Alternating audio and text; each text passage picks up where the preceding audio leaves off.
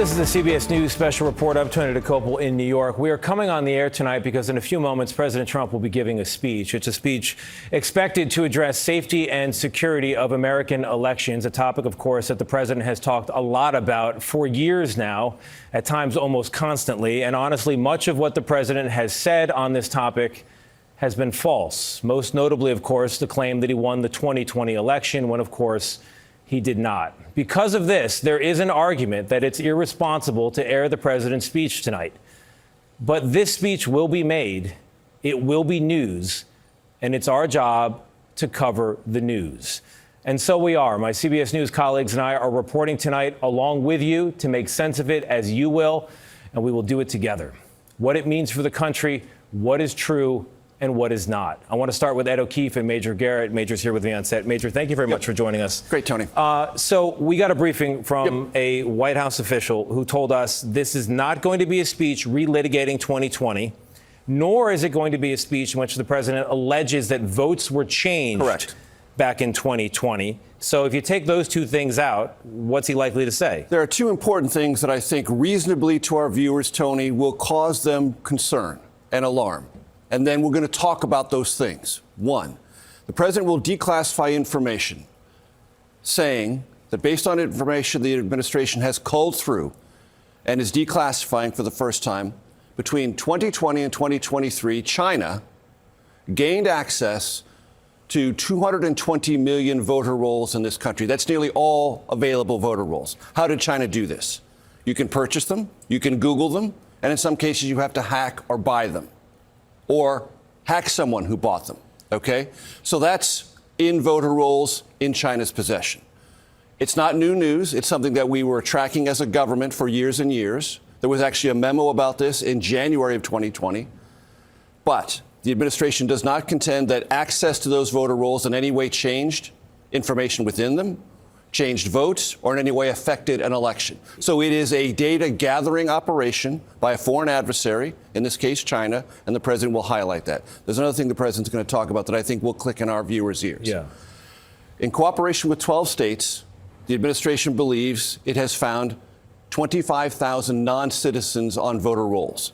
And it extrapolates from that the potential of 250,000 non-citizen on voter rolls in our country. Again, that's a number that would probably, to our viewers, cause some sense of concern. One thing to know about that, just because you're on a voter roll does not mean you're an active participant. Lots of Americans are on rolls and don't cast ballots in elections. And states do a pretty good job of trying to scrub their voter rolls on a regular basis to look for this, but the administration will ask the states to be more aggressive in this space. 25,000, is that what you said? Yes. Across 12 states? Yes. With how many millions of voters? Well, let's go back to the 220 million. That's almost all the voter rolls. So it's a very small percentage of a very large registration voter roll across all 50 states. 68 million voters is the number I have here from an earlier briefing. Right. So you've got 25,000 potential non-citizens out of 68 million. That's the find here. And then you mentioned, going back to the China thing, you said this is not new information, that China is harvesting this public voter data. So why is it important That is, now? there was an intelligence community awareness of it. This is a statistical description of the volume of it, which is the new declassified component of it. All right, so the president's going to take these two things together, and we'll see what he does with it, and we'll watch it closely. I want to go to Ed O'Keefe, who is with us. He's on the North Lawn of the White House. You know, Ed, one of the questions many Americans will have at home tonight is, when so much is going on in the country with prices, with war in Iran, with wildfire smoke, people can hardly breathe across multiple states at this hour. And the president is drawing the nation's attention once again to this subject. Why? Especially with fresh violence just tonight again across the Middle East. There are a few reasons for this, Tony, according to the White House. First of all, it's a classic political base building exercise. Presidents do this in even-numbered years to try to bring out their base. And while it has been, as you said, a personal concern of the president, something he talks about on a regular basis, it also is for his most loyal supporters. And he's trying to remind them that it remains a concern of his and that he's trying to do things to address those concerns. Part of that is pushing Congress to pass a national voting standards law that would establish federal voter ID and citizenship verification, despite the fact the Constitution calls on states to manage and carry out elections. critics of the president, some who used to work for him, and Democrats especially, over the last several months, but especially again today, are saying this is also designed to start laying the groundwork for the possible deployment of federal agents, military troops, or other federal intervention at polling sites across the country or in key states that are holding some of the most competitive elections. We'll see if the president addresses that in his remarks tonight, Tony. Well, Ed, on that topic, the president is in the East Room of the White House, and he's begun to speak now. He's been talking about the economy, and he's been touching on immigration. Let's listen in. Our armed forces, and we have the strongest and most powerful military by far anywhere in the world. I built it during my first term, and unfortunately, we're forced to use it now. We won in Venezuela, which is now working with us to produce millions and millions of barrels of oil. We are likewise winning big in Iran, and you will see the fruits of that labor very, very shortly. America is back and doing really well, but we still have a major challenge that must be urgently addressed, because no country can be great without fair and honest elections. You have to trust your country, because if there can be no trust, there can be no greatness. And that's very simple. No trust, no greatness. For many years, I've called for bold, swift, and decisive action to protect the integrity of America's elections. Every American deserves to know that when they cast their vote, that vote will be counted accurately in a system, and that is to make that system secure. One where cheating and interference are not just difficult, but virtually impossible. Unfortunately, the system we have today falls catastrophically short of that standard. Tonight, I'm announcing the immediate declassification and release of critical intelligence revealing shocking vulnerabilities in our election infrastructure.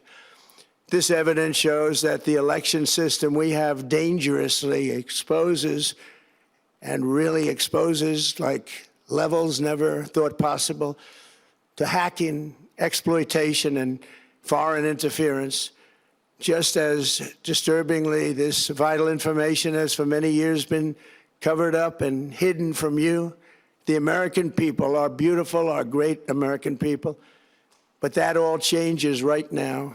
The documents we will release starting tonight have been gathered by the White House Government Transparency Task Force, a great group of people, along with the staff of the President's Intelligence Advisory Board, supported by our top intelligence agency chiefs, who have all personally reviewed the findings. We are presenting this evening and fully confirmed their authenticity. You can see these documents for yourself at whitehouse.gov. That's whitehouse.gov. Go check it out. Our purpose in disclosing this information is not to weaken confidence in election, but to earn that confidence by confronting vulnerabilities and correcting them very, very quickly. And that's what we're doing. The documents cover 5 major areas of concern.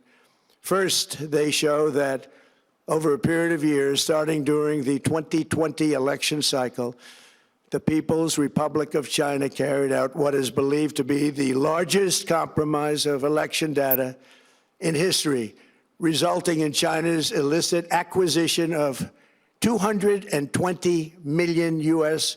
voter files.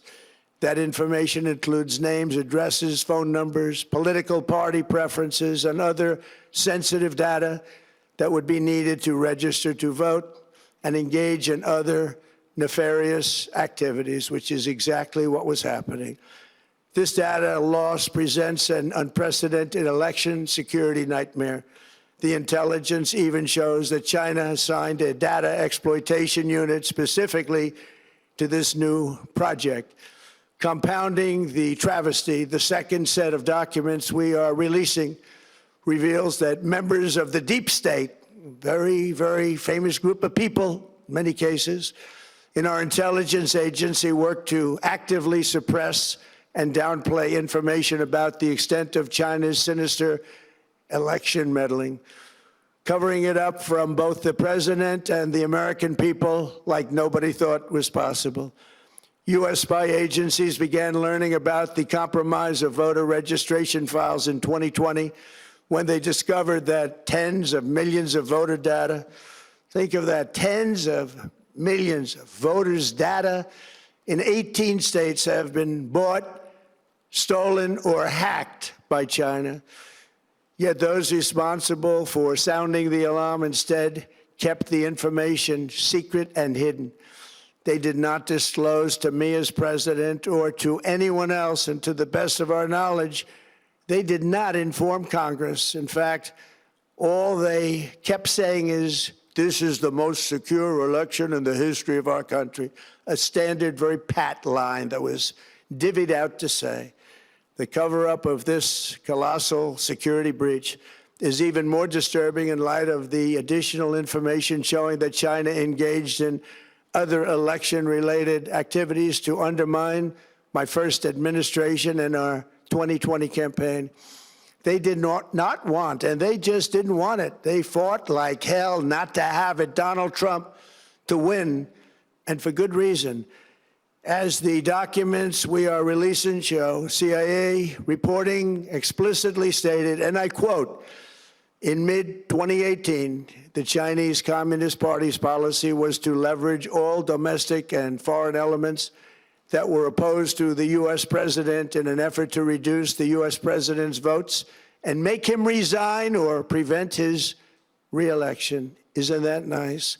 Also, in mid-2018, China was working to influence the results of the U.S. midterm elections and later the results of the 2020 presidential election itself.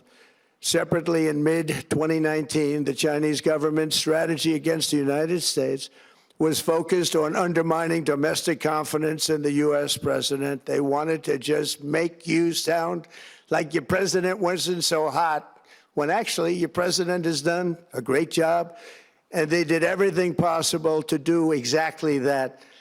Going on, this document says, and this is by the CIA, the strategy included efforts to use Chinese contacts with big U.S. companies to influence U.S. business leaders to turn against the President of the United States of America. The Chinese government sought to identify U.S. journalists who had reported negatively on the U.S. president and pay them large sums of money to write more negative articles about him, as many as they could, and they didn't care what they said. The Chinese government wanted U.S. president to lose the next election, and the reason they wanted me to lose is because they knew I was wise to them, charged them billions and billions of dollars worth of tariffs, and built the strongest military anywhere in the world. We have the strongest military anywhere in the world. These are exact quotes from the CIA reporting. The name of the person doing the quote is now under review, but it gets even worse. Raw intelligence obtained by the FBI in 2020, yet buried by rogue bureaucrats, stated that China's activities even included an attempt to manufacture illegal ballots for Joe Biden. Documents show that during this period, dozens of significant CIA and NSA reports about China's election targeting were kept out of the presidential briefing. These were briefings I would get almost every day. Everything was kept out that was of importance.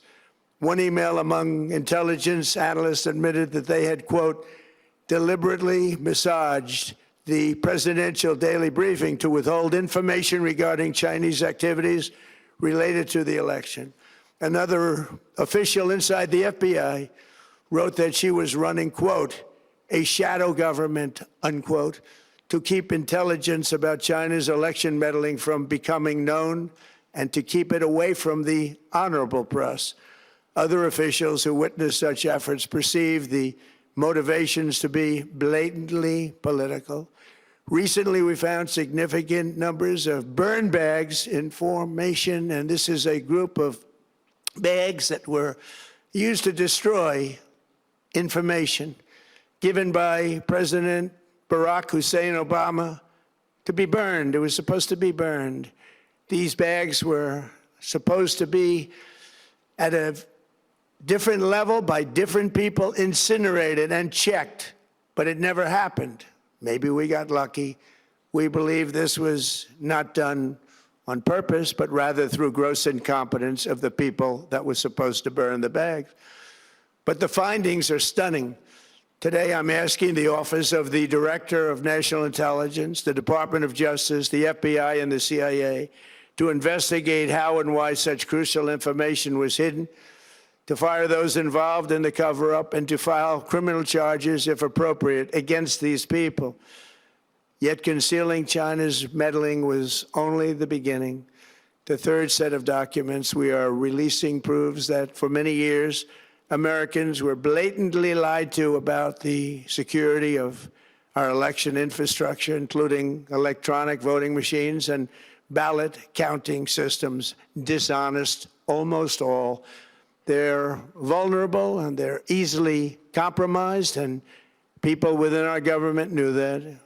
Tonight, we're publishing a series of previously classified U.S. intelligence community assessments and other reports proving that our government has long known these machines are extremely exposed to attack. As one assessment states, we judge that the United States adversaries, including at a minimum Russia, China, Iran, North Korea, as well as non-state groups, have the capability to compromise U.S. election infrastructure. That's unquote, but that's some statement, isn't it? Made by supposedly great patriots of our country. The document goes on to further state that, quote, we assess that centralized election-related data repositories, such as voter registration databases, poll books, and other official election websites, are most vulnerable to exploitation, and adversaries could use this access to these systems to disrupt election processes within the United States of America. Tonight, we're releasing all of those findings, and spanning from January 2020 to June 2026. This is a cyber threat aimed at the very heart of our democracy. Many people have questioned whether it could actually be possible to electronically manipulate vote totals or change election results on these terrible machines. Today, we are releasing documents that show the CIA obtained reporting of a specific plot to do a big number in favor of the corrupt Maduro regime in Venezuela. And that's exactly what happened, conspiring to digitally rig their own country's elections in 2020, and that's what they did. This reporting included precise details about methods to regime develop to digitally alter vote totals in ways that could not be detected even with an audit, no matter how deep they went. This intelligence underscores why we must take urgent action to ensure that our own system can never, ever be hacked or compromised like it was in the past. The fourth set of documents reveals that even when significant evidence of fraud has been detected, it has been buried and covered up. Among the disclosures tonight are FBI files detailing evidence of alleged fraud by a large-scale voter registration operation in Michigan. In 2020, Michigan State Police raided a Democrat Get Out the Vote organization, corrupt group in Muskegon. And we're so concerned by what they found. They were just so concerned, they couldn't believe it, actually, that they contacted the FBI in Detroit. The documents state that some canvassers admitted to FBI agents that they signed voter registration forms in other people's names, submitted fraudulent registration for people who did not exist, and received gift cards tied to their number of applications that they produced. In other words, it was pay, play, and cheat. The FBI agents working on the case believe that crimes were committed, yet the Biden Department of Justice slow-walked the investigation and killed it. Tonight, I'm asking the FBI director to ensure that the matter is fully investigated and to work with the Department of Justice to prosecute those responsible for any crimes. Finally, to reveal just how vulnerable our elections continue to be, we are releasing the results of a stunning investigation by the Department of Homeland Security. According to the DHS review, state voter rolls and public records, they identified approximately 278,000 non-citizens who are registered to vote in federal elections. Since Democrat states refuse to share their voter files, the real number is actually much higher than that. Yet, even this limited analysis found more than 250,000 foreigners illegally registered to vote. Put together, these disclosures reveal an election system so broken and so vulnerable that no one can possibly defend it. It is not defensible. Hundreds of millions of U.S. voter files are in the hands of foreign governments. Our machines and ballot counting systems are exposed to hacking and manipulation and corruption. China and other countries have been trying to meddle in our elections. Evidence of fraud has been buried. Hundreds of thousands of non-citizens and dead people are listed and active on the voter rolls, and yet we still have elections with no voter ID, no proof of citizenship, and tens of millions of ballots floating aimlessly through the mail.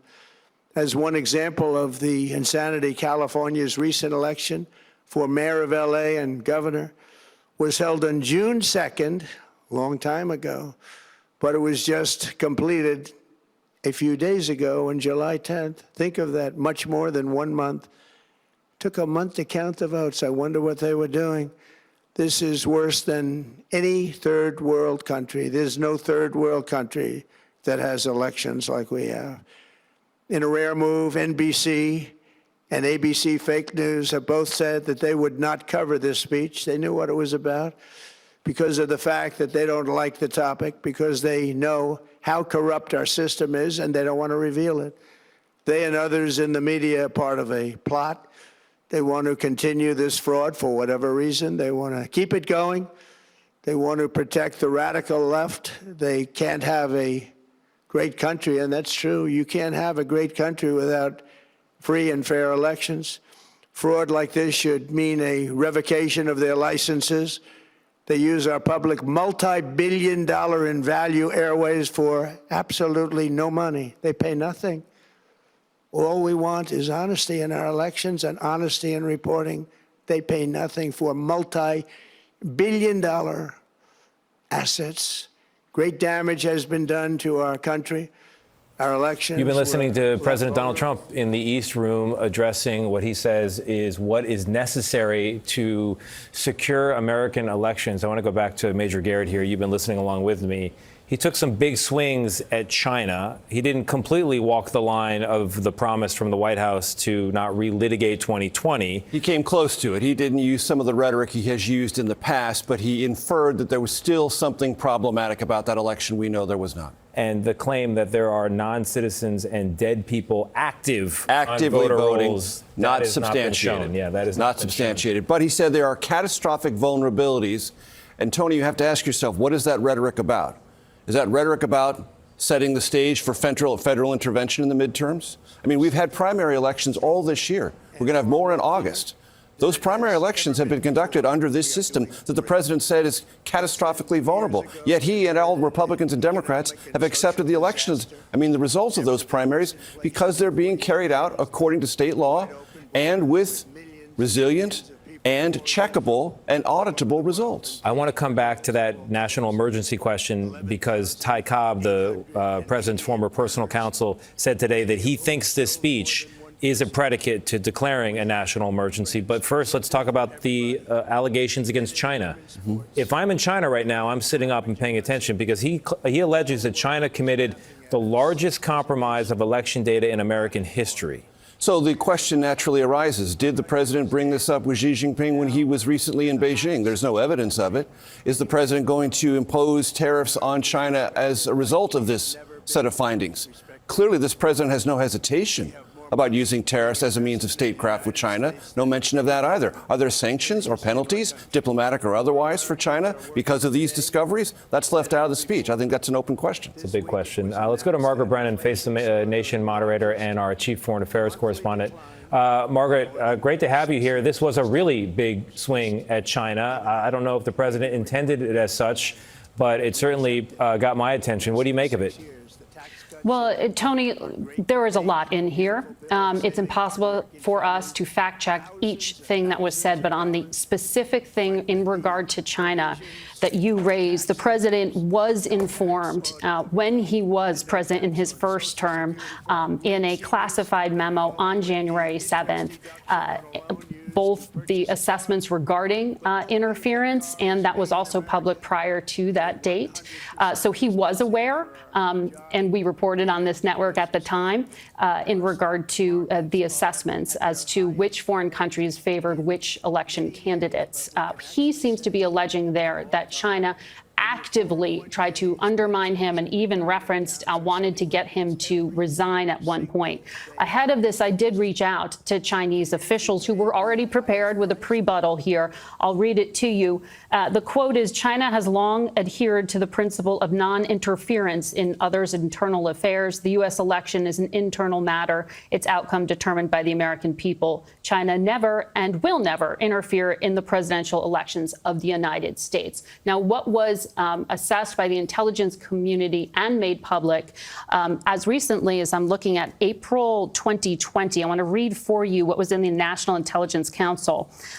It said Chinese intelligence officials analyzed multiple states' election voter registration data to conduct public opinion analysis on the 2020 U.S. general election. So public opinion analysis is what the U.S. intelligence community said the Chinese were doing. The president is alleging something far more aggressive there in actively undermining his presidency. And I think, Tony, the question for tomorrow will continue to be, and so what are you going to do about it? Yeah. As Major said in regard to Xi Jinping, I did reach out to ask the embassy if, for example, the White House had given the embassy a heads up that this shot across the bow was going to be taken. I was told no outreach to the ambassador. I have reached out to our American ambassador in Beijing at this hour. I have not heard back as to his assessment of what that will do to U.S. relations. But there's going to be much more we will have on Face the Nation on Sunday as we try to unpack all of these allegations. Really interesting. Let's broaden out the conversation a little bit, bring in David Becker. He's a CBS News election law expert and political contributor. He's also the co-author of The Big Truth, Upholding Democracy in the Age of the Big Lie. David, very glad to have you here. 220 million, that's a very big number. And there's a lot in this speech that I know you're going to want to grab onto, and we'll get to other aspects of it as well, in particular, these vulnerabilities on voting machines. But just sticking with China for a moment as we move through this systematically, if China has this information, how significant is that for people at home? Yeah, it sounds bad when you hear about it, right? That voter data is available to China. But the reality is voter files in the United States are public. The basic information in that, your name, your address, if you register with a political party, as many people do in some states, whether you voted in a particular election or not, that's public. And the reason for that is the parties and campaigns want that information to engage in voter outreach. There are states like Ohio and North Carolina that literally have it up on the web. You can Google it right now and you can get it for free. You can get 1 out of 10 records in the United States from the California Secretary of State right now for $100. It's widely available to many. I think most in the election world have always assumed that nation states and others were accessing this information. There's nothing that anyone can actually do with that information. It's not like you could affect a voter with that information. It's not like you could change their voter registration with this public data. It's not like you could vote on behalf of that voter. It's kind of like I might have the entire class list for a college or university, but that doesn't mean I can go in and change the grades. And that's what's happening here. This is not really a big concern. And as Margaret just pointed out, this is not new information. We've known that China and perhaps other adversaries were collecting information on this for years. And certainly we have that memo from April of 2020 that indicates the intelligence community clearly told the president and others in leadership about this, about China doing this. David, thank you very much. Let's bring in Michael Sobolik. He's a senior fellow at the Hudson Institute specializing in U.S.-China relations. Michael, thank you very much for joining us. We just heard Margaret Brennan say that this is not particularly new. We also heard David Becker say it's not significant. As you've been listening along and processing what the president said, where do you come down on it? The fact that the Chinese Communist Party is trying to get information about Americans is the easiest thing in the world to believe, because the CCP is a data vacuum. They're out to learn everything about Americans. But let's step back here.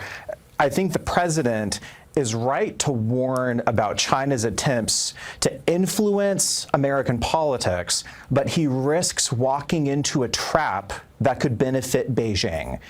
If he's really serious when he says that the Chinese Communist Party and Xi Jinping tried to weaken his first presidency, why is he talking about stable great power relationships with China right now? Why did he allow TikTok to remain under Chinese Communist Party control with its algorithm? Why is he sending high-end AI chips to China? And introduces a lot of questions about, if he's so concerned about this, why is he approaching China the way he is, in a highly transactional way? And the trap is this.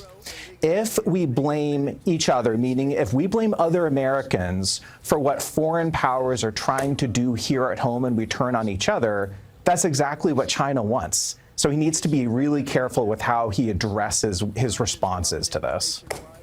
All right, Michael, thank you very much. Appreciate it. It is now 9:30 in the East. If viewers are just tuning in, we previewed and then took a small amount of the president's speech tonight on election security and integrity, free and fair elections.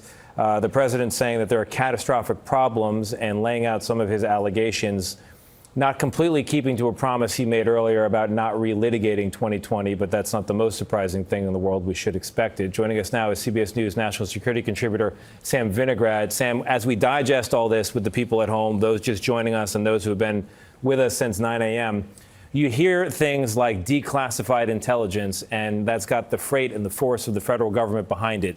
Sounds powerful, sounds certain. You know about what goes into these documents. How reliable are they?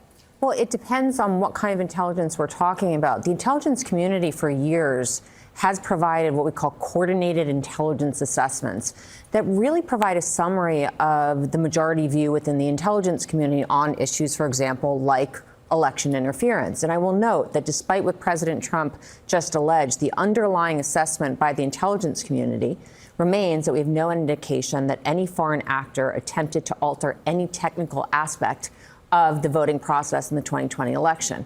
That is a coordinated view within the intelligence community that is based on the collection of a lot of different intelligence, vetting that intelligence, and then letting experts, not people that just joined the intelligence community yesterday, but actual experts assign confidence levels to that assessment. They have high confidence, medium confidence, low confidence.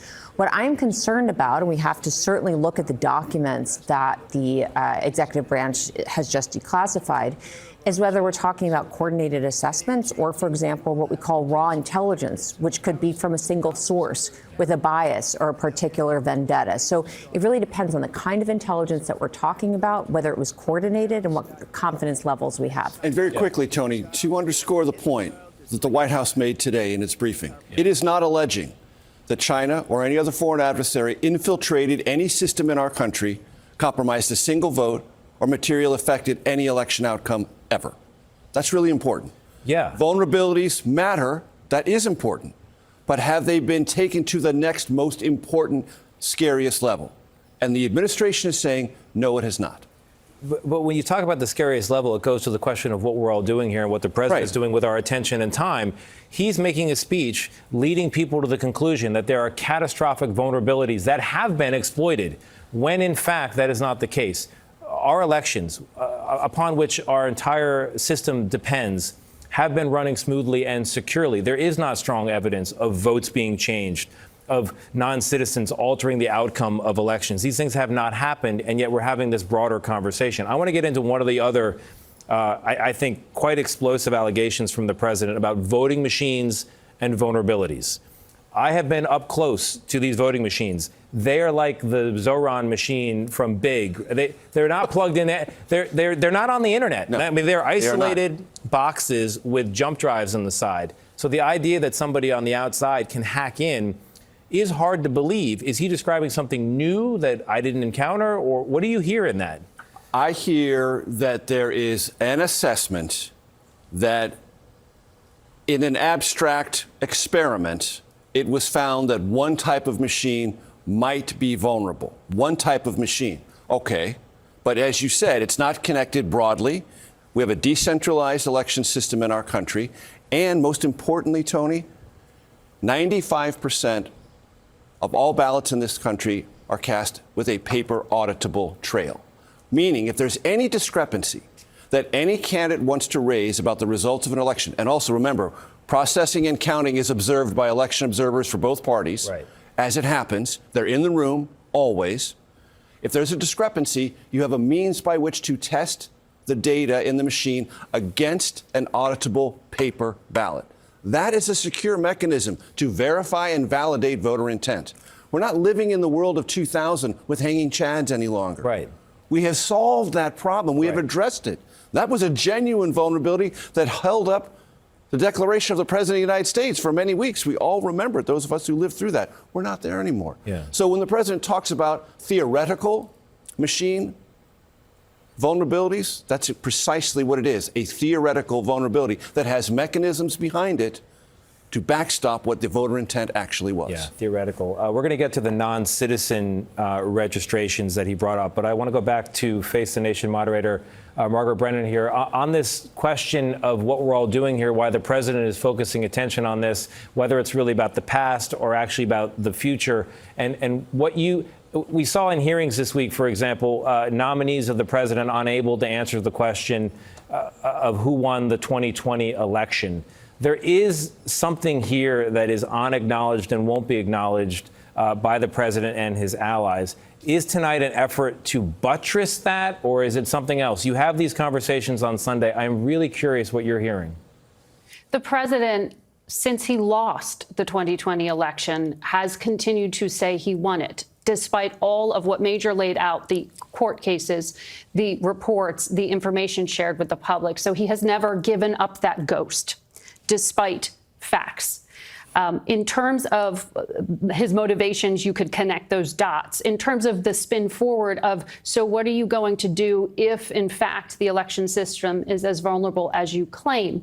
Now, Tony, if we take the president at his word that that is the intent, to secure our elections and thus drive up confidence in that machinery of the democratic process, then you would also raise questions, Tony, like why did he cut 1,000 people, a third of the workforce at the domestic agency charged with protecting cyber infrastructure, known as CISA?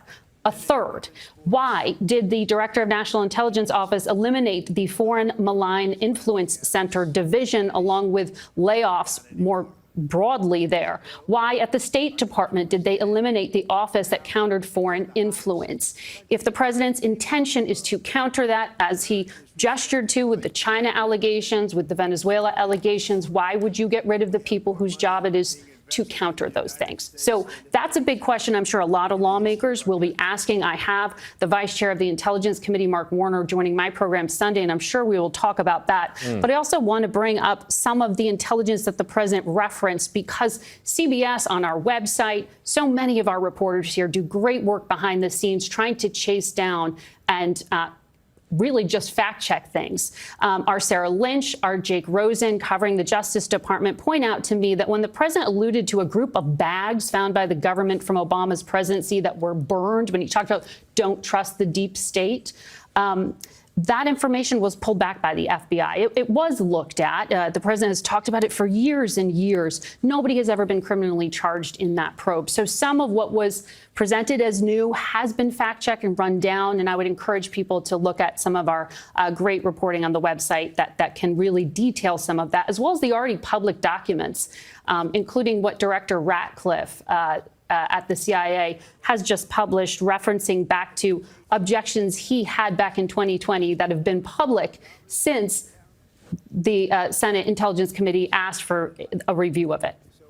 Margaret, thank you. And in fact, our viewers will not have to wait until Sunday. Mark Warner is going to be on the line and joining us shortly, I'm told. But for the moment, I want to go back to David Becker, shifting gears a little bit, and talk about the vulnerabilities alleged around certain voting machines. David, this is your opportunity to correct me here. These voting machines, the ones that I have encountered, they have a little jump drive on the side. They don't have an internet connection. And if you were going to hack them, you would have to Tom Cruise your way down and float over it and then put in another jump drive. But even that wouldn't work because there's a box underneath with paper duplicates. And if it doesn't match the electronic record, what are you going to do? I mean, you're busted already.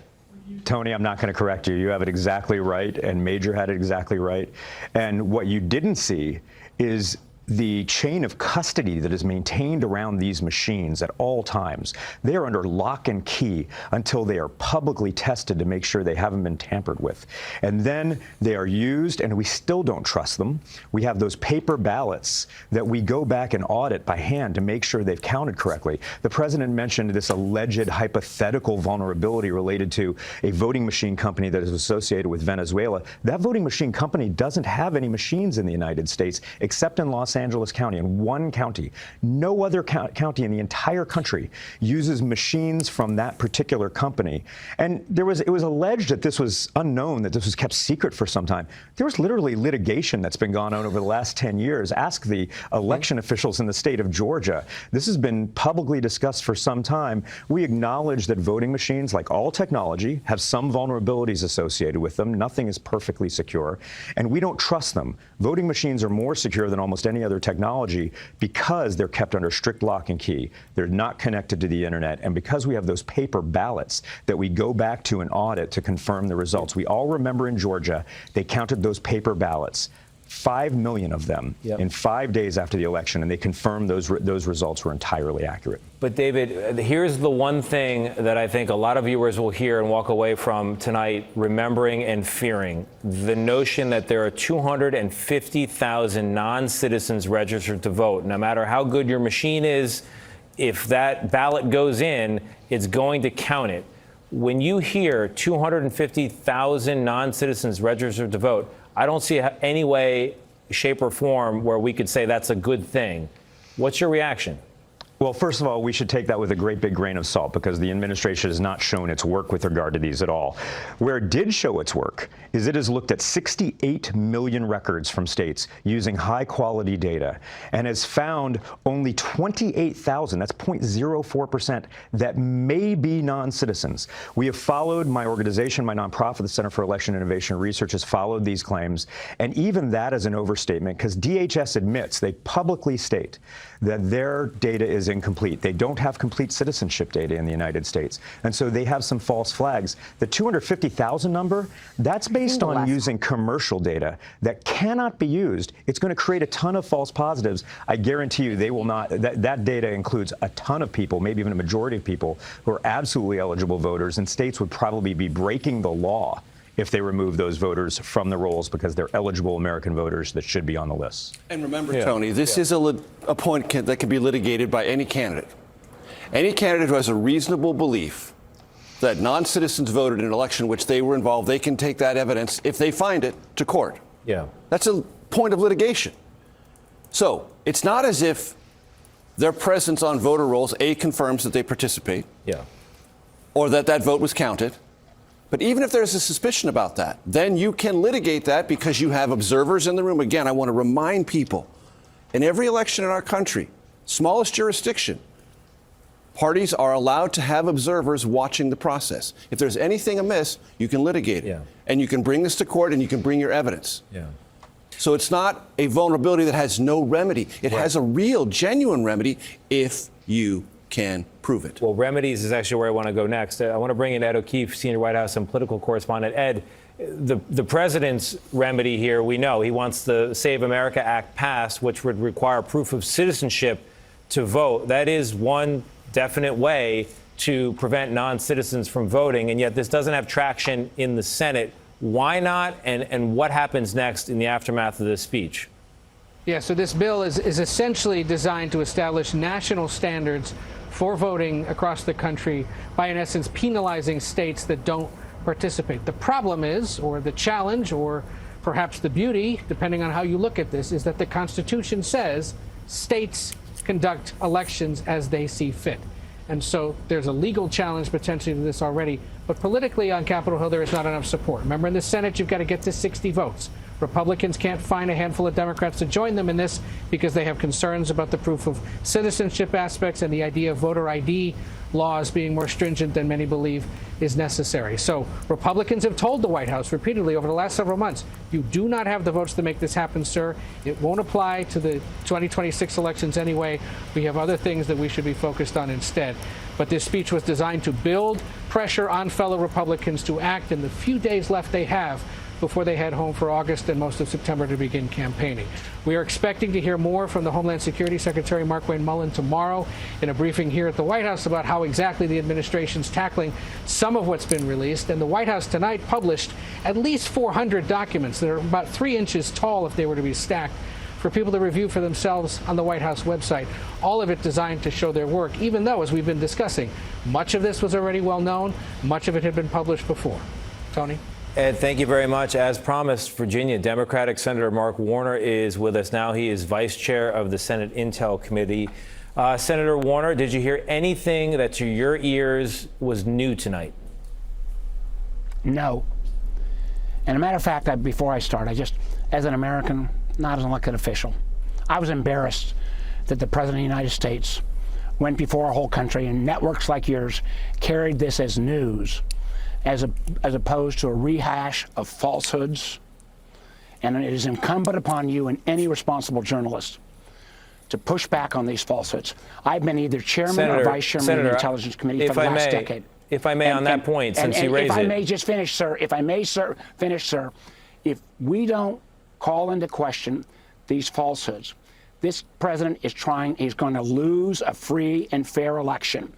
And unless responsible journalists and the American people step up and say, our system, which has stood the test of time, is not going to be undermined by this kind of falsehoods, then, we all will have to live with those responsibilities. Senator, what I wanted to interject is you are calling for context and analysis and pushback. You are on the show right now giving it and acting as though it's not happening. So I just want to underscore that the reason you're on is because we agree, you and I, that this is a vitally, vitally important topic, and the president has a terrible track record on it, as we said at the top, and as we've been trying to buttress and fact check and give context and analysis for throughout. Where would you like me to start on the level of falsehood, just incredible lies? Let's start with the initial comments about China in 2018-20. All of this took place under Donald Trump's administration. His current CIA director was the director of national intelligence. We have 18 intelligence agencies. They all collect information from thousands of sources every day. Their job is to do an honest analysis of what's true or false. They came to a complete conclusion that while there's efforts by governments, he mentioned China a lot. He didn't mention Russia, which wanted him to win, or Iran, which was against him. They try to dissemble and put out propaganda. They try to amplify on social media in many ways. That did not change any votes. The efforts to try to actually interfere did not change any votes. That was the conclusion driven by the Trump administration, national intelligence leaders, that was presented to Donald Trump on January 7th. Now, 5.5 years later, he's making these baseless claims. Virtually every document he has cited, the Intelligence Committee, in a bipartisan way, has seen and reviewed. If there are individual analysts talking to each other that were not part of a conclusion, we'll look at those. But the whole notion, as I mentioned earlier, you get thousands of inputs. The job of the intelligence community is put these together and come up with a conclusion. And what has been so, just makes me crazy is that we've seen in this administration over the last year, when people speak truth to power and tell the truth, for example, the general that was in charge of the Defense Intelligence Agency, when he said that, hey, when we first bombed Iran, their nuclear sites, we did a pretty good job, but we didn't obliterate them, as Trump said. he spoke the truth, he got fired. We obviously didn't obliterate him since we're still at war with Iran. You know, when he talks about the idea that somehow these countries are gathering voter files, these are publicly available. You don't have to hack into them. You can buy them. So, Senator. So I've never seen a comments like this from a president of the United States. Doesn't matter what party. That's nothing to do with party. That is so less connected to truth than this. And if we don't step up, and you guys as journalists and people across the political aisle stand up and say our election integrity is too important to mess around with, then shame on all of us. Senator, what I hear you saying on the 220 million voter files that the president says China has accessed is that those are public documents and that's not a big deal. I hear that answer. I can tell you this. Russia has probably got more. Iran has been doing it. Russia's done this much more actively for years. And I mean, and for both 2016 and 2020, he forgets to admit the fact that Russia wanted Trump to win. Iran, to his credit, was against Trump. China was kind of mixed. But, you know, this is not some great breakthrough that other countries and virtually every American company that tries to reach out to Americans buys the voter files to contact Americans. Senator, on the other point the president is pushing about non-citizens on the rolls, he extrapolates out to 250,000. The actual number was 28,000. Whatever the number is, do you think either one is true? And does it concern you? Do I think that when people are registered to vote, that people are not qualified to vote, get registered at times? Yeah, but at any level, the idea you're going to extrapolate a number across the country, and many people, there was a review on one of these that said, some of these people that said they were non-citizens because the national database they use at DHS is outdated. Most of them actually had become citizens. So this whole obsession about non-citizens voting, this has been reviewed by your network, by independent groups, I believe even by Fox, that have said, you know, does anybody slip through, but is the numbers significant? Does anything change or affect any election? Show me any legitimate group from left to right that says that takes place. And the idea that somehow, this is the part that I just would ask you to please look into. There were so many things, and this is the irony, that were set up in the first Trump administration to protect our elections. The Foreign Malign Influence Center, the CISA Cybersecurity Agency, the Elections Assistance Commission. Donald Trump's team in his second administration has dismantled all of these. Recently, he took the Elections Assistance Commission and fired the Democrats, forced the Republican to resign. And that group was to work with all of these states and their local registrars on how we do better protections. Yeah. One of the greatest strengths of our system is that our elections are not nationalized. They are local and state-run, and that goes back to the Constitution, and that has been a strength of ours, not a weakness. Senator, I appreciate you coming on. I think this interview has been a strength of ours. Thank you for your time, and I know you'll be talking more tomorrow and to Margaret on Sunday. I appreciate it. With me now is conservative journalist John Solomon. He is an advisor to President Trump. He's leading a government transparency task force for the White House. He's also the man behind a lot of the research and the reporting that the president cited as true in this speech tonight. John, you heard the president. You also heard the senator say none of it is true or not new or not significant, and others have said that as well. Your response? Well, listen, I talked to the intelligence chiefs in the last few days as we got prepared for this. It's very important to understand, the president said this tonight, every intelligence chief vetted this speech. They made sure it was accurate. They told me they had never been briefed on the size of the breaches, the 230 million Americans, the 220 million Americans whose data was stolen, that they consider it a security breach. How many times on your network have you reported that 5 countries are capable of hacking our election machines. When is the last time you reported that Venezuela actually succeeded in breaching a machine which has implications for our future security?